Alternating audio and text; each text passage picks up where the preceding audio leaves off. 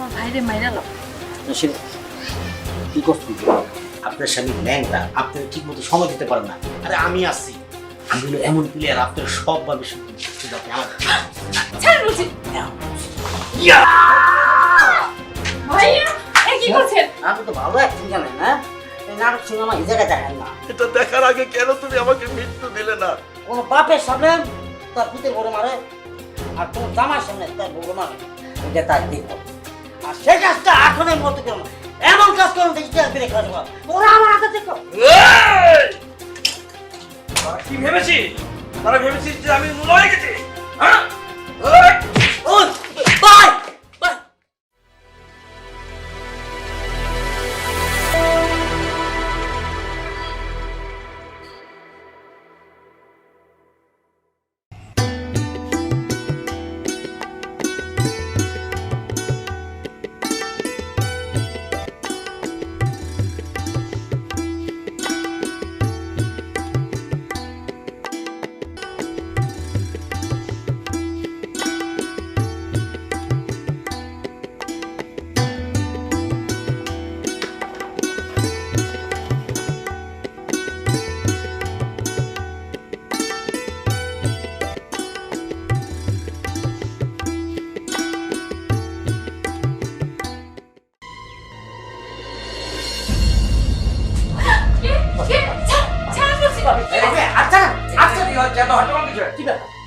আমার যেটা করার দরকার আমি করে গেছি, আর যদি আপনারা না করেন তাহলে কিন্তু আমি উল্টা রিয়াকশনে যাবো না। আল্লাহর উপর একটু ভরসা রাখো, দেখবে সবকিছু ঠিক হয়ে গেছে। ডং আমার এই সহায় সম্পদ, ব্যবসা বাণিজ্য তিল তিল করে যা করেছি সব আমি আমার স্ত্রীর নামে লিখে দিতে চাই বাবা। কখন জানি আমাকে বৃদ্ধাশ্রমে পাঠিয়ে দেয়। আই শোনো, হ্যাঁ, সারাক্ষণ অন্য দিকে তাকায় থাকলে চলবে না, অন্য ধ্যান বাদ দাও, আমার কথা শোনো। ও আমাদের এই সম্পত্তি যদি পাইতে হয় তাহলে যে কোনো একটা কিছু করতে হইব। না, যেভাবে ভাই পেঁচ লাগাইছে আমার তো মনে হয় ভাই যদি কোনোভাবে কোনো উকিল টুকিল আইন না যদি হ্যাঁ ওখানে বয়ে বয়ে সব কাজ কিনা হয় তবে তো সমস্যা হয়ে যাবো। কিন্তু এইটা তো এটা দেখতে পারি না রে। তুমি একটা কাজ করবা, কি? তোমার ভাইরে মাইরা লো। কি করছি? এটা না করলে তো তুমি সম্পত্তি পাইবা না, সব তো যে ফকিনির বাচ্চা নামে দিয়ে দিবে। আমাদের ভবিষ্যৎ বলে একটা কথা আছে, শোনো না। বুঝতে পারছি, তো কিছু করা লাগবে না। আমি বলছি যে ভেবে দেখলাম ভাই এই জায়গা সম্পত্তি এসে ভাইয়ের চেয়েও বেশি। মা বাবা এটি দিয়ে জানো যেটা আছে জায়গা সম্পত্তি ব্যবসা। তুমি বুঝো না, তোমার ভাই মেরা গেলে তো সব তো ও পাইবে, পরে যে আরেকটা বিয়া বলবো। আরে না, এত সোজা না। তোর কাজটা কি সময় মতন শেষ ছিল? ভাবি, এটা হচ্ছে আমার বাইরের কাজের বন্ধু। হ্যাঁ বন্ধু, এটা আমার ভাবি। ভাবি কাজে বুঝিস না ফোন। ভাবি ও একটু খাওয়া ওর কাম থাকুক, আমি একটু আইতেছে। আচ্ছা, এটা কি যে ল্যাংরা ভাইয়ের? হ্যাঁ বাচ্চা থাকো, আমি ভাবি আমি বুঝতে পারছি আপনার স্বামী ল্যাংরা, আপনার ঠিক মতো সময় দিতে পারেন না। আরে আমি আছি, আমি হলো এমন প্লেয়ার, আপনার সবভাবে ছাড় বলছি। কি করছেন? ছাড় ছাড় বলছি। আমি কিন্তু লোকজন চিল্লাস, আমি কিন্তু সবাইকে ডাকবো। বের হন, বের হন বলছি। আপনি বুঝেন নাই, আমার টাকা পয়সাও দিতাম। মুখ সামনে কথা বলবেন, আমার সামনে থেকে যান, যান বলছি। আর চাইতেছি এসব মায়া করে চিনা আছে আমার, ঠিক আছে? ল্যাংরা স্বামী নিয়ে অন্য জায়গাতে কি করো? হ্যাঁ যান তো।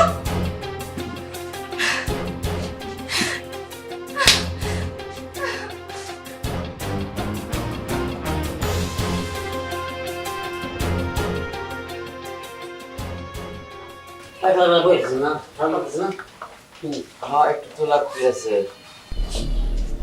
আচ্ছা ভাই, এই যে আপনি আমরা বউ না নাই যে জায়গা সম্পত্তি সব যে মনে করেন যা আছে ব্যবসা বাণিজ্য সব তুমি কেটেছেন, দিতেছেন না? আচ্ছা, আমি তো কিন্তু কিছু রাখি নাই, কিচ্ছু রান্না রাখবেন কিন্তু এখন ধরেন যে এটিতে আপনার রেজিস্ট্রি করতে গেলে আপনি নিজে নিজে করবেন। আর যদি ধরেন আমি ধরে না যাইতে থাকি, তুমি যদি আমি কাঁচা কিনে খাই দেয় কি কর? নাই ভাইয়া এ কি করছেন? আপনি আপনার নিজের ভাইকে মেরে ফেলতে চাইছেন? জান্নাত থেকে চাইছি বুঝত না সব সম্পত্তি এর কামাই সব তো দিয়ে দিব তা আমরা কি আমরা বাসিয়েছি বিশ্বাস করে আমার সয় সম্পত্তি কোনো কিছু প্রয়োজন নেই, যা কিছু আছে আপনাদেরই থাকবে। আমি শুধু আমার স্বামীর জীবন ভিক্ষে চাইছি। আমি আমার স্বামীকে নিয়ে অনেক দূরে কোথাও চলে যাব। বাবা রে অসাধারণ নাটক সিনেমা করছে, নাটক তো ভালো অ্যাক্টিং জানেন না, এই নাটক সিনেমা এই জায়গায় দেখেন না আপনি। জীবন হইতেন না একবারে যাইবেন 2 মাস পরে তো একদম শক্তমুক্ত হইয়া লাড়ি ছুটি লয়ে আইবেন। এখন এটা আমার বাড়ি, এটা আমার ঘর, ওইটা আমার ব্যবসা, এটা আমার বাণিজ্য, সব রেজিস্ট্রি করে দেবেন। আপনি ওই অ্যাক্টিং আপনি বাধ্য করবেন এর না। আপনি এখান থেকে যাইবেন না, না আমি যাইব না তো। হ্যাঁ হ্যাঁ যাইতে কমনি পাবে আমার প্রথম তো ওই কিশোর কিশোর কিশোর আমার জীবনে ফার্স্ট টাইম কোনো বাপের সামনে তার পুতের বড় মারে আর কোনো জামার সামনে তার বড় মারে, এটা তার দেখব। আর সেই কাজটা এখনই মতো করো না, এমন কাজ করো যে ইতিহাস বেড়ে খাওয়া তোরা আমার হাতে দেখো। কি ভেবেছিস? তারা ভেবেছিস যে আমি নুলা হয়ে গেছি? হ্যাঁ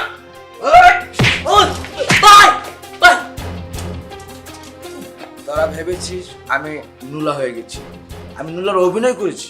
তোরা আমার স্ত্রীর উপর যে নির্যাতন করতেছিস সেটা কি সত্যি না মিথ্যা এটা দেখার জন্য কেবল? তুই কি মনে করছিস আমি কিছু বুঝি নাই? তুই সেদিন আমার বউর সাথে যে আচরণ করছো আমি দেখছি, আমি বুঝতে পারছি সেটা, কিন্তু তোকে বুঝতে দিইনি। কারণ তোকে আমি শুধরানোর জন্য চেষ্টা করছি। তারপর তোর বন্ধুকে দিয়ে আমার বউর সাথে যে আচরণটা করেছিস তুই, আমি সেটাও দেখেছি, বুঝেছি। আর আজ আজ কি করলি তুই?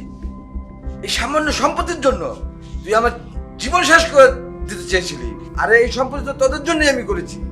আমি নোলা হয়ে দেখলাম বাবা সেইভাবে আমাকে দেখে না যেভাবে আগে দেখতো। তোরা আমাকে অনেক বেশি বেশি মনে করতেছিস যে আমি আজেরা বসে বসে খাইতেছি, অনেক বেশি হয়ে গেছি তোদের কাছে। তোরা আমাকে শেষ পর্যন্ত মেরে ফেলতে চাই। এটা পর মানুষও করতে পারে না, যেটা তুই আমার আপন মায়ের পেটের ভাই হয়ে আমাকে মেরে ফেলতে চাইলে। তুই যে ওই দিন আমার স্ত্রী জড়িয়ে ধরেছিস, তুই কি ভেবেছিস আমি দেখিনি? আমি দেখেছি। তোর বন্ধু আমার স্ত্রীর উপর নির্যাতন করতে গেছে, তুই কি ভেবেছিস আমি বুঝিনি? তা আমি বুঝেছি। তুই আমার অনেক আদরের ছোট ভাই, অথচ তোকে আজ আমার মারতে হলো। আমি অনেক দিন দেখেছি, অনেক দিন তোরা আমার এই বউটাকে তিলে তিলে কষ্ট দিয়েছিস, আমার কাছে খারাপ বানা রাখছিস। আর আমারও অ্যাক্সিডেন্ট হওয়ার পর আমি অবশ হয়ে গেছি, এটা আমার একটি অভিনয় ছিল। সত্য যেন বের হয়ে আসে সেই কারণে আমি নুলা হয়ে দেখলাম আসলে পরই আপন। তুমি তো সবই দেখলা, সেই বিয়ে করার পর থেকে আমার এই যাবৎকাল পর্যন্ত যা হয়েছে সবই দেখছো, সবই বুঝতে পারছো। তুমি আমার জন্মদাতা পিতা, তোমাকে আমি ফেলে দিব না, তুমি থাকবা। তুমি ছাড়া আর কেউ আমার বাড়িতে থাকতে পারবে না। এরা সব তোরা সব বের হয়ে যা, তোরা সব বের হয়ে যাও বাড়ি থেকে। তোদের কেউ দরকার নেই, আমার পরই আপন হয়েছে। তোরা আমার আপন পর হয়েছিস, আমার পরই আপন। তোর মা অনেক আগেই আমাকে ছেড়ে চলে গেছে। আমি আমি এই সংসারে একা হয়ে গেছি। মানুষ বুড়ো হয়ে গেলে অবহেলার পাত্র হয়ে যায়। আজ আমার সামনে তোরা দু ভাই যা করলি,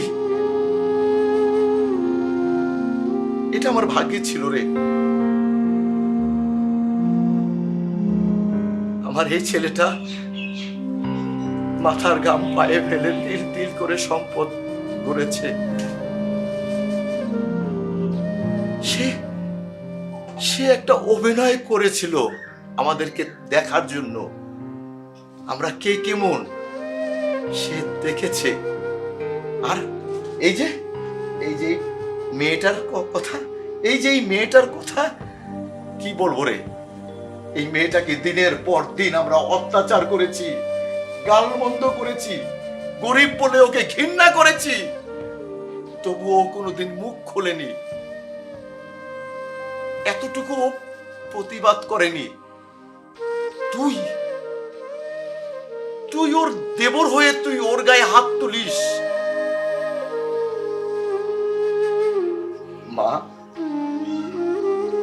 মাগো, আমাকে তুমি ক্ষমা করে দাও। না বাবা, মেয়ের কাছে বাবা কখনো অপরাধী হতে পারে না। আপনি আমার কাছে ক্ষমা চেয়ে আমাকে দোষী করবেন না। আমি তোমাকে ভুল বুঝেছিলাম। আমি আমি এতকাল অন্ধকারের মধ্যে ডুবেছিলাম, কারণ আমার বয়স হয়েছে, আমি এখন অচল, তাই আমার কথা তো কেউ শুনবে না। দেখ বাবা, তুই আমার ছোট ছেলে, অনেক স্বপ্ন ছিল, আমি ভেবেছিলাম তুই অনেক ভালো, কিন্তু না না, তুই নষ্ট হয়ে গেছিস। তুই তুই নিশায় ডুবে থাকিস। তোর এই বড় ভাই দিনের পর দিন মাথার ঘাম পায়ে ফেলে তোকে মানুষ করেছে, তোর পকেট খরচ দিয়েছে, আর আর তুই তোর সেই বড় ভাইকে তুই হাত তুললি। ছি, মেরে ফেলার জন্য তুই এমন একটা জঘন্য কাজ করলি, এটাও আমার দেখতে হয়? ও খোদা, এটা দেখার আগে কেন তুমি আমাকে মৃত্যু দিলে না? যাক, ভালোই করেছিস। দেখ বাবা, আমার অবর্তমানে তুই তো এই সংসারের গার্জিয়ান। যে বড় ভাই সে কিন্তু পিতৃ সমতুল্য, তাই তুই ওদেরকে ক্ষমা করে দে, একসাথে থাক। আমি আজ আছি কাল নেই, এই সংসার তো তোরাই দেখবি, তোরা মিলেমিশে থাক, এটাই তো আমি চাই। আমি মরে গেল আমার আত্মা শান্তি পাবে। ভাই আমাকে এইবার কেমন মাফ করে দেন না, আমরা কই যাবো আব্বা, আমরা কই যাবো বাইরে বুঝাম না। ক্ষমা যদি চাইতে হয় তো তোর ভাবির কাছে ক্ষমা যা, কারণ এরকম ভাবি সকলের কপালে জোটে না। ভাবি ভাবি, ভাবি আপনি আমাদের মাফ করে দেন ভাবি। আমরা যা করছি ভুল করছি, আর কখনো এরকম করবো না ভাবি। ভাবি তুমি তো এই যে বড় ভাই বউ, তার মানে মায়ের সমতুল থাকে, আমার তো মা নাই। এই যে মা মরে গেছে, এই বাড়িতে যখন দেখছো তখন হয়তো আমরা 2 নম্বর চোখে দেখছি। আজকের পর থেকে আমাকে বাড়িতে আমার বড় ভাই বউ হইলো আমার মা। আমি তোমার মা জায়গা, আমি কোনো খারাপ নিয়ে তো আমার খারাপ জিনিস রাখবো না, আমার মাফিয়া হলো ভাবি। না ভাই, কারো কোনো ভুল নেই। এক সংসারে সবাই মিলে থাকতে গেলে এতটুকু হয়, এটা স্বাভাবিক। আমি এতে কিচ্ছু মনে করিনি। আর তোমরা সবাই মিলে আমাকে যে সম্মানটা আজ দিয়েছো, আমি এতে অনেক খুশি। আমি চাই সারা জীবন এইভাবে সবাই মিলেমিশে থাকতে, আর কিছুই আমার কাছে চাওয়ার পর নেই। হে আল্লাহ, তুমি আমার সংসারটাকে এভাবে সাজিয়ে গুজিয়ে রেখো, যেন আমরা সবাই সুখে থাকতে পারি, ভালো থাকি।